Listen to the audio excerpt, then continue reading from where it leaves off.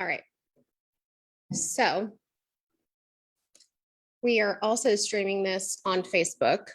So I'm hosting a Zoom meeting right now. This will eventually become a recording and go onto our podcast. So if you miss it, that's okay. It's going to go on our podcast. So I'm not able to see, I don't think, if people are hopping on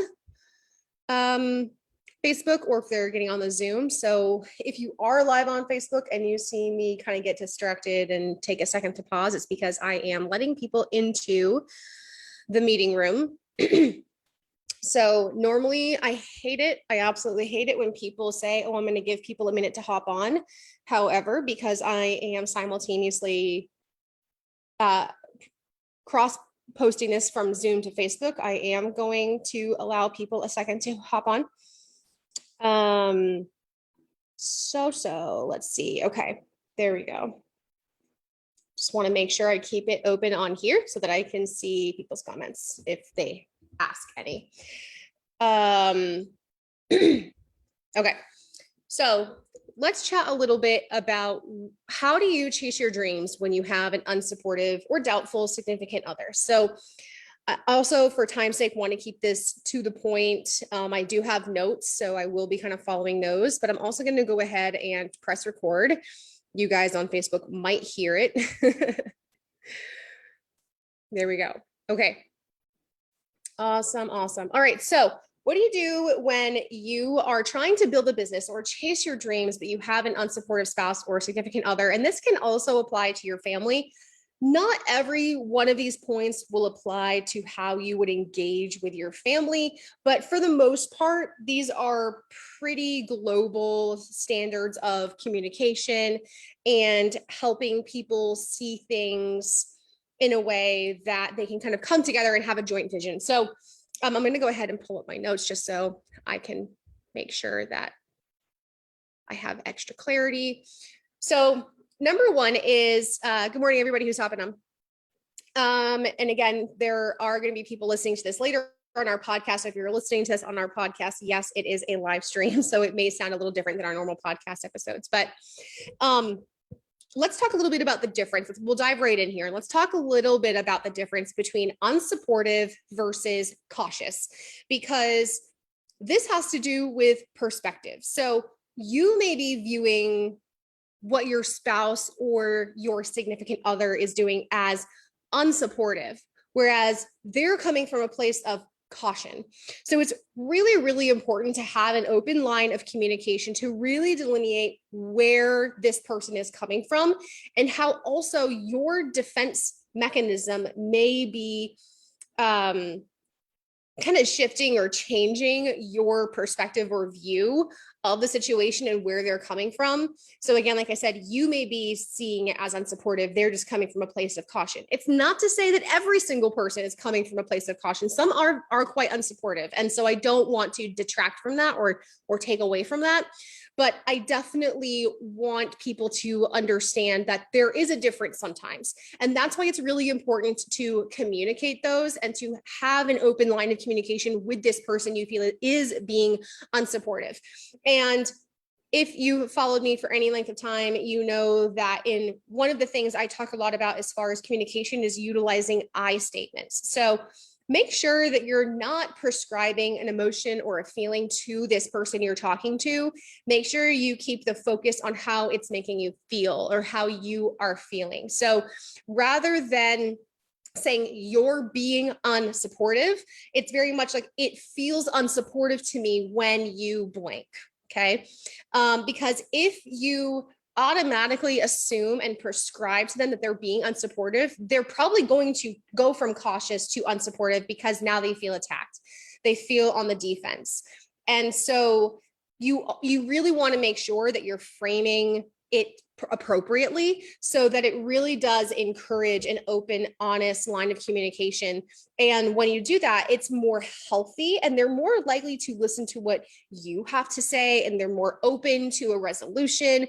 But as soon as you prescribe something to them and it goes from a conversation to an argument, and it goes from telling someone how you feel to blaming them for behavior they may or may not have had, or a feeling they may or may not have had, then it will turn south really fast. So really try to tease out, are they being unsupportive or are they just being cautious? And the only way to really do this is by having an open line of communication with them. Sit down and intentionally have a discussion about what it is that you want to go after. Sorry, I'm going to move my cords because my cat sees them and automatically thinks they are toys. She may try to hang from them like a monkey and pull my microphone out. So having an open line of communication, truly sitting down intentionally, not passively, not haphazardly, not in an emotional state where you're just really overcome with emotion and you're both driving in the car and you just whip your head over and just say, why are you so unsupportive, right? That's not what we're talking about. We're talking about you as the person who's having these emotions, having these feelings. Sorry, my house is making weird noises. Having these weird or just having these feelings, and you're like, I just need to tease out what they are. I just really need to seek more clarity. So I think it's really important to delineate supportive versus cautious. Are they being unsupportive? Are they just being cautious? Do they need more information? Do they need to hear a plan? Do they need to hear what the end result is? Do they need to, are they a person whose working genius is tenacity? Do they need a plan? Do they need an end result? Do they need numbers? Do they need data, right? You may be the type of person who doesn't need much information. You just go on a whim, you go on a feeling, and they're not like that.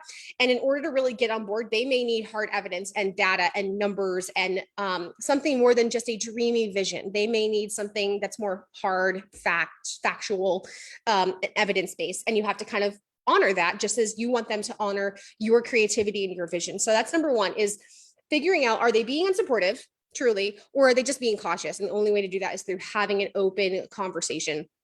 And making sure that you're open to consideration as far as their feelings and their fears, and validate those just as much as you want to be validated. Okay.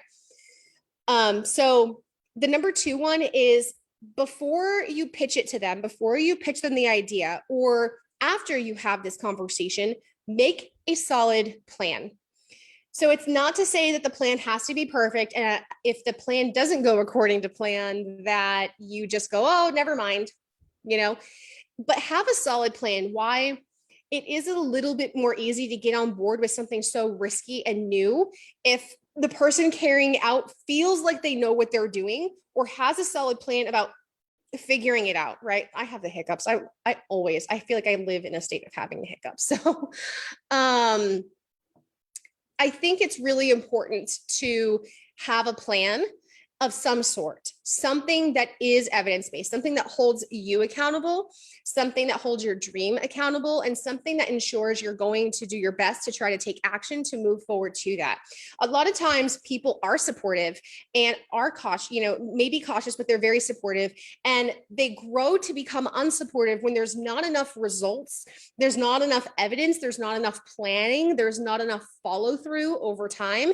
And those behaviors are creating the evidence they need to be unsupportive of your dream, because in their brain, all they've seen, or the majority of what they've seen, has been falling short or failing, or, it just being a dream, just that, not actually something that has taken strategy and forethought and fortitude and hard work. You may just be putting in a lot of hustle to try to prove something to them, but because there's no plan behind it, there's no strategy, they're having a hard time getting on board, because all they're seeing is you using up time, energy, effort, money, resources, whatever, to just throw spaghetti at the wall and see if it sticks. And for a lot of people, that's not a very comforting place. If they're very doubting or very cautious or even unsupportive, you not having a solid plan about what you're going to do daily, weekly, monthly, whatever, you not having goals, you not having lead measures to say, like, this is what I'm going to do every single blank day, week, month, whatever, to get there, having a solid plan. If you have a solid plan when you go to pitch it to somebody, or after you've had that conversation, it will usually put them more at ease, because they can kind of help hold you accountable, or they at least know you've put more thought into it. This is the same for any business. It's almost kind of like when a business partner or a VP has an idea, they have to have a board meeting or they have to pitch it to, you know, the other people on the team. They have to have a plan. They can't just be like, I think this is a great idea, we should do it. And then everyone is just supposed to automatically be supportive and just throw money at it, throw their energy at it, throw working hours at it, and just hope it works, right? So if you want to operate like a business, my washing machine is going to get really loud in a second. So if you can hear it, I apologize. But if you want to operate like a business, you need to conduct yourself like a business. And part of that is understanding how to make a solid plan and strategy for what it is that you want. And in doing so, you may actually find that you have a dream and you have a vision, but you don't have strategy and you don't know how you're going to get there. So it may actually be just as beneficial for you as it is for them, because it's going to force you to create a strategy and it's going to force you to create some kind of something that is going to put you at ease and them at ease and, you know, hold you accountable. So making sure that you have a solid plan, not just that, you know, you want to do it. So I think that it's really just kind of important to have that forethought, right? And to be able to give them a strategy, to be able to give them something that says, you know, hey, I have a plan and here's how I'm going to do it. That may move them from unsupportive to cautious, from cautious to, you know, I can get on board with this a little bit, you know, it may not be fully supportive. Here's the thing is, even if you move an unsupportive spouse into the cautious category, that's pretty good, you know? And then some people may start cautious and then move into supportive. Some people may go from unsupportive to supportive. So you kind of want to put all of these measures in place to ensure that you're doing your due diligence to appease a lot of their doubts, a lot of their fears, a lot of the things they are unsure of, because a lot of the things we are against, it's simply out of, most of the time, it's simply out of fear of not knowing and that risk, as opposed to just like a vehement, I'm against this and here is why, right? Most people aren't really there yet, but if they are, we'll also talk about that as well. So, number 3 is getting a little bit better at blending your life and your work, right? So the work being whatever you're chasing, whatever your dream is, whatever your vision is, and you are actually going towards it. So if you are not very good at blending the two, then they will learn to resent your dream or what it is you're working towards even more, because it feels like you are choosing that over them or choosing that over other things you have jointly said, these are really important to us. So you need to get really good at blending your life and work. And I will not use the word balance because that is impossible. Balance is a fallacy that people believe exists but doesn't, and which is why you are constantly burnt out and always feel like you're failing and making the wrong choice or decision, because it is an either or kind of thing. So blending your life and your work, that's going to be so much easier again when you do point number 2, which is make a strategy and make a plan. When you do that, it's not just about making a plan for your business or making a plan for your dream or vision, but also making a plan for how you're going to incorporate it into your life and vice versa, so that you are still making time for your significant other or that family member or your children or your hobbies or your other duties or responsibilities or whatever, right? So making sure you get really good at blending your life and work. This takes a lot of time management. This takes a lot of discipline at first. It's not just this willy-nilly float by the seat of your, you know, whatever. Like it's not. It really does take a lot of diligence, a lot of forethought, a lot of mental energy and capacity to truly seamlessly blend these two together, which is why you want to make that plan. And so making the plan is great, right? All these things are great in theory, but when the rubber meets the road and you have to actually blend your life and work, lean into the plan, but be disciplined enough to keep it that way. It can be easy to get caught up in the hustle, and especially if you're getting traction at first, you're like, wow, this is so exciting. And sometimes you think going with that traction is what's going to prove to them that they should be more supportive because you're getting results, you're gaining traction. But that is not always necessarily the case. It can sometimes do the opposite, because following that hustle and following that flow sometimes leads you further away from them and the plan and family and your joint responsibilities and whatever else. And again, they will grow to resent it because you're choosing something over the things that you have together said, this is what we're going to care about. So that's why making a plan is a must. And then when like I said, the rubber meets the road, actually blending your life and your work and making sure that you are not veering too much in one direction versus another. Number 4 is dream sharing. So when you're having this conversation, right, when you're trying to figure out if this person is unsupportive versus cautious, and you're hearing them out and you're listening to them and you're taking into consideration some of their concerns, some of the things that they may be really leery of or doubtful of, and you're trying to listen to this, also ask them, like, what are some of their dreams? What are some things that they want in their life? Whether it's things that they want to achieve, things that they want to do, things they want to get, things that you guys want to do together in the future. And figure out how can maybe you, in achieving some success or fulfillment in whatever it is you're chasing, how can you incorporate some dream sharing? So if your spouse has always wanted this classic car, or always wanted to go build this shed or buy this cow or get this thing or whatever, how can you include that dream sharing, their dream, into some of what it is that you do? And so a lot of that has to do with sacrifice, right? So it may be that, and this isn't like soul sacrifice, like you do everything and they only are ever the ones winning, because you don't want to do that, because you'll get caught up in this loop of proving to them, right? You'll get caught up in this loop of, like, I have to prove something to them and I'm working basically for them and for them to support me. That's not what you want to do, but you want to incorporate them in it. So on your vision board that you create, in that plan that you guys create, what are they also going to benefit from it? What are they going to take away from it? What are they, this creates buy-in and it gives them stake in it. So when you're like, okay, we are working towards, or I am working towards this, what part of that do you want? Or, hey, I have an opportunity to do X, Y, and Z on the vision board. I would love to put that classic car that you want, and we can work towards that. We can put we can put some of what I'm making into this specific account, or we can slowly chip away at building that barn that you want to create, or whatever, and making sure that you are incorporating their dreams into your vision as well. I said incorporate, not allow it to take over, right? It's not like, oh, you get this bonus, or, you get this big check, or you have a huge launch, or you make a lot of money doing whatever, and it's all about them all the time. You don't want that to necessarily be the case, because then it becomes this, I'm proving something to them, and then you begin to start working for them and not yourself. Like, you get into this really toxic mentality of why you're showing up to chase your dreams, and it becomes not about chasing your dream anymore. It becomes about proving your worth and value to this other person, and that's not necessarily ideal. So you don't want to get caught up in that.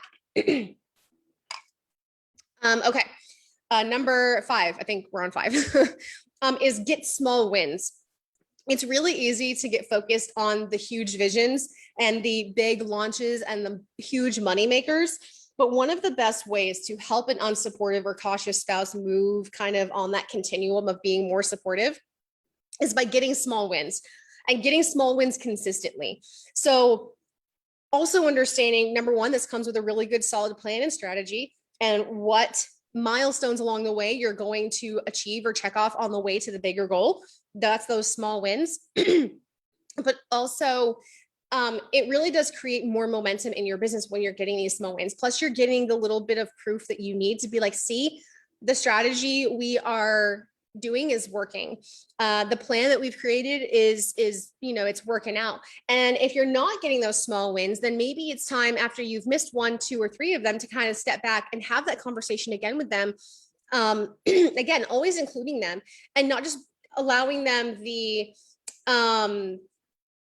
I would say the freedom, but not allowing them to just bulldoze and just be like, see, you haven't accomplished anything, we're all done now. But if you are proactively bringing them into the conversation, like, okay, we set this plan and strategy, I haven't achieved these small wins, what parts of the plan and strategy can we change and shift, and are you on board with me doing, or us doing, so that we can get these small wins? Like, what small tweaks should we make? And always kind of utilizing the we language, because if not, it can feel really isolating, and it can feel like to that other person, and even to you, because if you're not using we language, it can feel like it's all up to me, all the responsibility is on me, and you'll begin to resent this as well as them. So that's definitely not something that you want. But getting those small wins, what are some small wins that you can check off? What are some small sales goals or small income goals, or even if they're not related to numerical data, like a launch or like money or something that is like a hardened fact, but something you can still prove, right? Like consistency. Oh, I was able to do this and I did these things consistently for this amount of days. That's awesome. That's a small win in my book, right?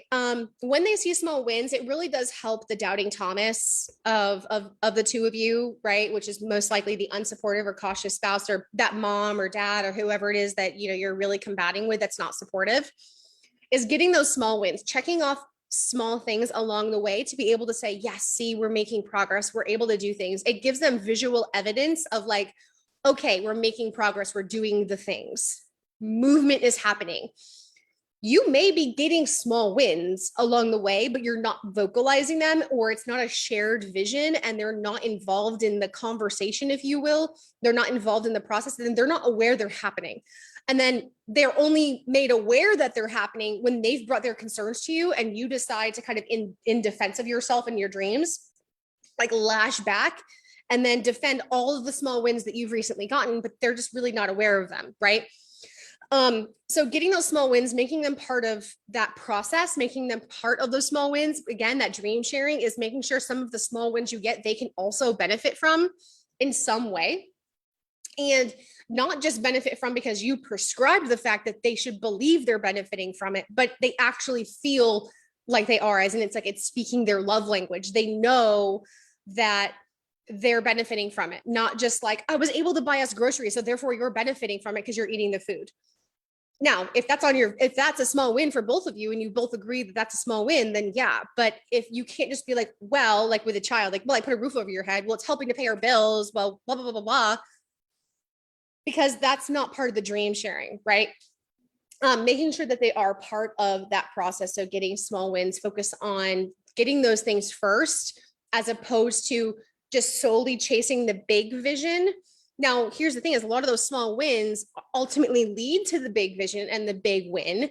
But oftentimes we just see the big thing and we say like, oh, when I get that, it's really going to prove to them that what I'm doing is worth it. So I just got to run all out to get that thing. But you may be unaware of how much sacrifice your family, your spouse, your significant other, your whatever is giving along the way, and they're not getting those small wins. They're not seeing those things. They're not benefiting from them, so they don't see how it's worth it. Only you do, because you're on the journey. So you need to bring them along with you somehow, and that's how this is part of how you do that. Okay, with all this said, some of you guys may be like, yeah, done that. Yep. Been there, done all these things. Well, number one, I encourage you to redo them, but with a different mindset and a different heart and a different attitude, and then see if they work or don't work. But ultimately, let's say if they don't, because I want to address this because it is altogether possible. And I have seen it play out, is that maybe your spouse or significant other is really just in this controlling narcissistic mindset. And it doesn't matter what you do. It doesn't matter if you do small wins. It doesn't matter if they partake in dream sharing. It doesn't matter if you communicate openly. It doesn't matter if they're supportive one day and not supportive the next. They're constantly changing the bar. They're constantly changing everything, their expectations. They're happy with you one day, really pissed off the next. So that's a bigger issue. And I think that that's something that you need to work on maritally, or if that's your parent or whatever, that's something that you need to work on with them or with yourself. Like, how am I going to do this anyway? Because that may be the case. And not everyone who's controlling it has the narcissistic personality disorder. But everyone who has that narcissistic personality disorder is controlling. So it can be really hard for you to identify this person, hey, hey, they're really controlling. And it can be easy for you to then self-diagnose them as also narcissistic, but that may not be the case. So don't jump to conclusions there. I don't want people prescribing their spouses as narcissistic simply because they're controlling. They may be controlling out of a place of trauma, out of a wounded spirit, out of just that's what they know, out of lots and lots of reasons. And that's why it's really good to have these kinds of conversations. And that's something that you're going to want to work on in either counseling or just working through maybe like a workbook together, or reading or therapy or group counseling, something. Because at that point, it's bigger than just this subject. It's bigger than just chasing your dreams. It's bigger than your business. It's bigger than all of that. You want to really dissect and understand, like, why are they controlling this? Why do they not want you to go for their dreams? Why do they not want these things? Why are they so vehemently against it? And you may find that it comes from a place of a wounded spirit or trauma or a bad experience, and their doubt isn't just superficial. It really runs deep. And again, that narcissistic kind of personality disorder is just something that is always going to kind of keep them in this space of yo-yoing you back and forth between, I totally support you, and then you run all out for it, and then they blame you for running all out because they never supported you to begin with, so they say. And it really kind of keeps you in this this gridlock. And so that's kind of really what I want you to identify is these things. Now, I can get into a lot of the things around how to talk with somebody who's in that kind of headspace. My only advice for you right now is to not put your dreams on ice simply because they're not supportive. You can only do your best in the previous things that we just talked about, right? You can't make somebody support you. You can't make somebody get on board with you. You can just try your best to involve them in the process. You can try your best to blend those responsibilities, duties, things that you both have agreed to. You can do your best to dream share. You can do your best to get small wins. But at the end of the day, it is not something you can control. What you do or don't do is completely independent of whether or not this person will become supportive. That's a choice they make all on their own. These are just things you can utilize to really help the situation. And if you are in any of these categories, whether you have an unsupportive spouse, a cautious spouse, or a completely controlling and narcissistic spouse, or parent, or whoever, you still have permission to go after your dreams, but making sure that you're aware and you're conscious and you're mindful and you're taking all of these things into account, and you're not just being like, screw you and you're unsupportive. I'm going to go over here and do what I want. That's only going to make matters worse. And the only time I ever suggest like doing that is if you have separated from that person and they are no longer an active participant in your life. Then yeah, you can go after your dreams without needing permission from this other person, without needing to dream share with them, without without kind of needing to do those things, because you're your own independent person right now and you're not sharing your life with this individual. So if you're still sharing your life with this individual, no matter what camp they're in, unsupportive, cautious, supportive, narcissistic, and controlling, you still have to be mindful of how you approach this and how you go after your dreams. You do have to walk this fine line between not saying like, screw them, I'm going to go do whatever the heck I want, because that's only going to do the opposite, right? The antithesis of what you are hoping it will do, and it will only make the situation worse. And I'm sure that's not what you want, but you also don't want to go so far over here, and you don't want the pendulum to swing so far to the left or to the right, whatever, where you're so permissive that you end up giving up these things. You end up devolving your dream into something that's unimportant to you, doesn't really matter, put it on the back burner. I think so many of us, especially women, are often subject to this because of life, because of an unsupportive spouse, because of failed opportunities in the past, what have you. And we tend to devolve our dreams into something that's more palpable, and that thing that's usually more palpable is nothing. And we end up giving full permission to the person who is unsupportive, cautious, or controlling, and just to say, fine, then I just won't do anything. I'll just completely abandon all of that, as opposed to trying to live in the middle. And that's why one of the biggest suggestions in here is to blend your work and life. Blending is really all about kind of mashing everything together and meeting in the middle, versus balancing, which is over on either side of the seesaw. In order to truly balance something, you have to do it on the opposite ends of the spectrum. And that's not at all what you want. Blending is really all about more so like kind of going into the middle of things. And that's harder said than done, but it does take practice. And so that's my best advice for how to deal, excuse me, with an unsupportive spouse is really just to recap, is to decipher whether or not they're being unsupportive or cautious, right? Obviously, at the very end, we kind of also address they could also be very controlling and or narcissistic as well. And that's important to delineate. But first, I don't want you to approach the conversation with, well, you're either unsupportive, cautious, or a narcissistic prick. So which one is it? Like, I don't want you to automatically go in that direction either. So that's why that one's at the end, because you want to kind of move through your hype, your, what's it called? The scientific method, right? You want to kind of move through it. And then at the very end, if none of those work, yes, it is something to consider. Absolutely. So are they supportive or are they cautious?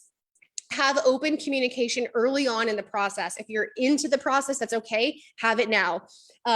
Using a lot of those I statements, focusing on your feelings, right? And not what you believe they're doing. Don't prescribe things to them. You're being unsupportive. You're killing my dream. You're doing this.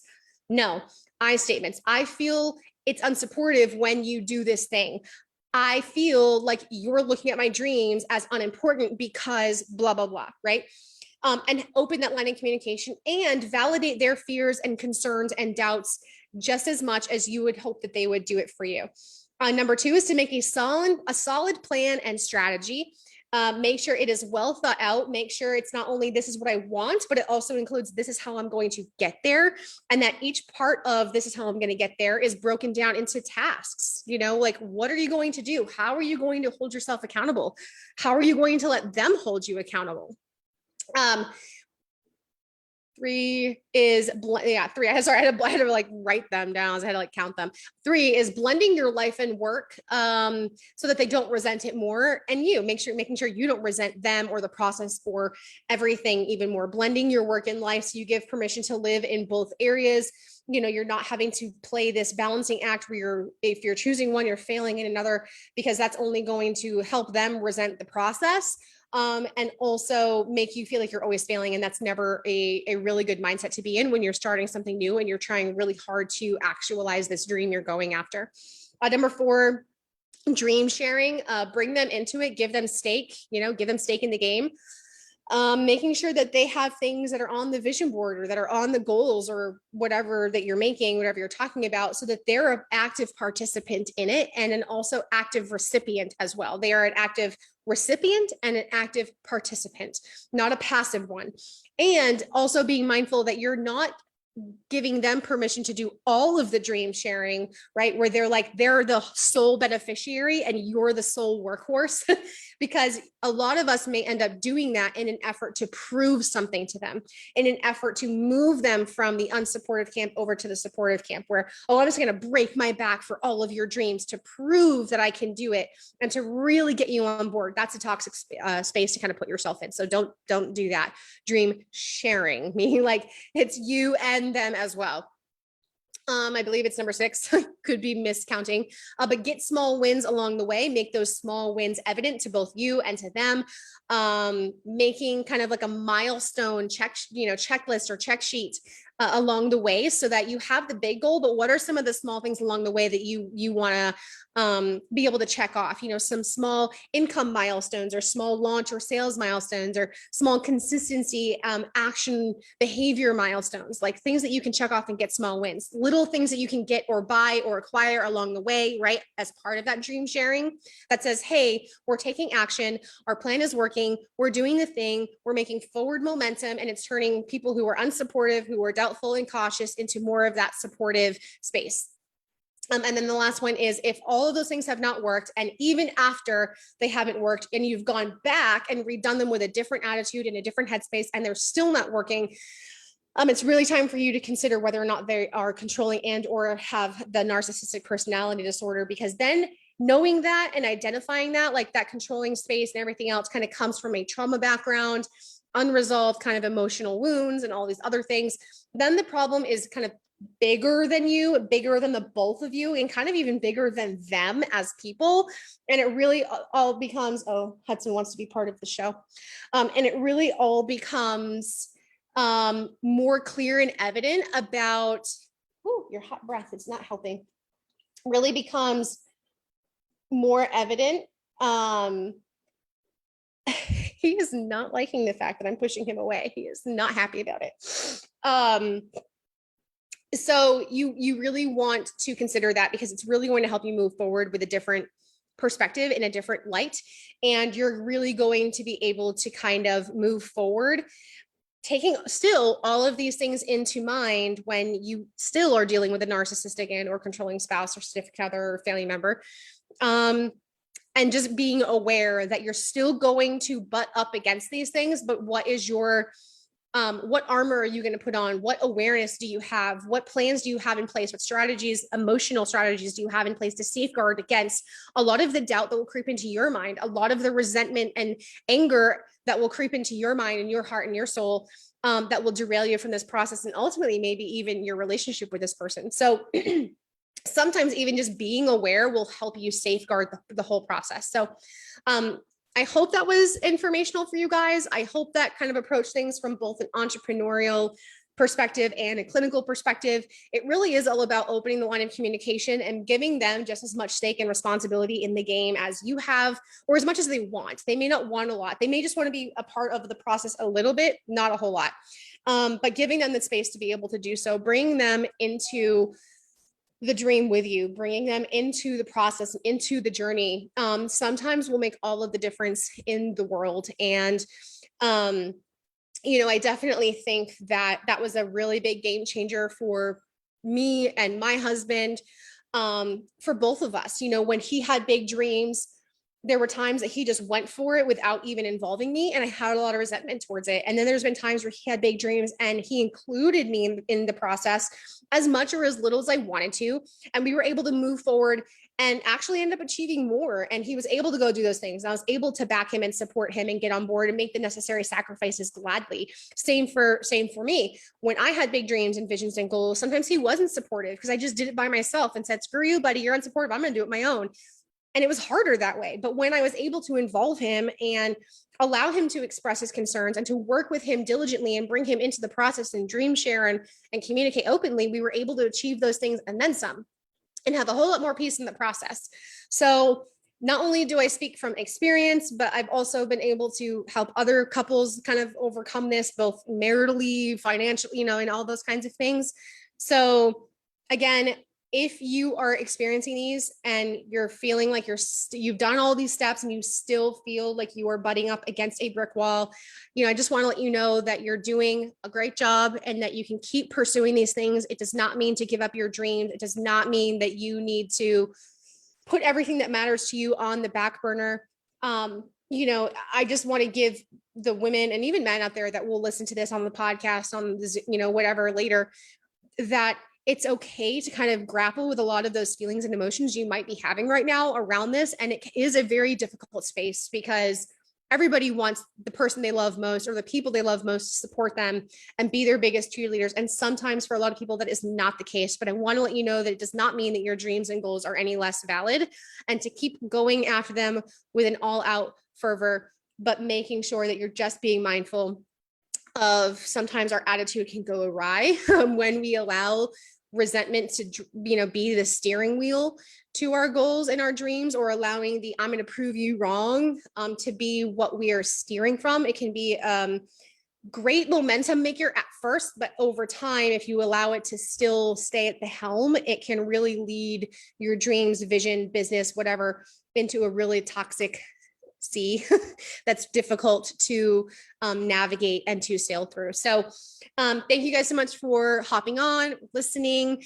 Again, if you ever have any questions or you're ever like, hey, can you talk about this? Always feel free to either message me, comment on the stuff below. I think even now with the podcast, you can even leave comments and questions.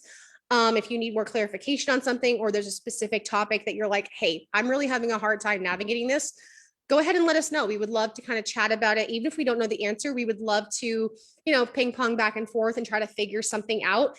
And even if it's just to talk about it and not have an answer or a solution, I think sometimes that helps people just as much. So I hope you guys have a fantastic Thursday, and you guys go forth and have a marvelous day with a great attitude, and amazing, awesome possibilities find their way to you. So I'll catch you guys later.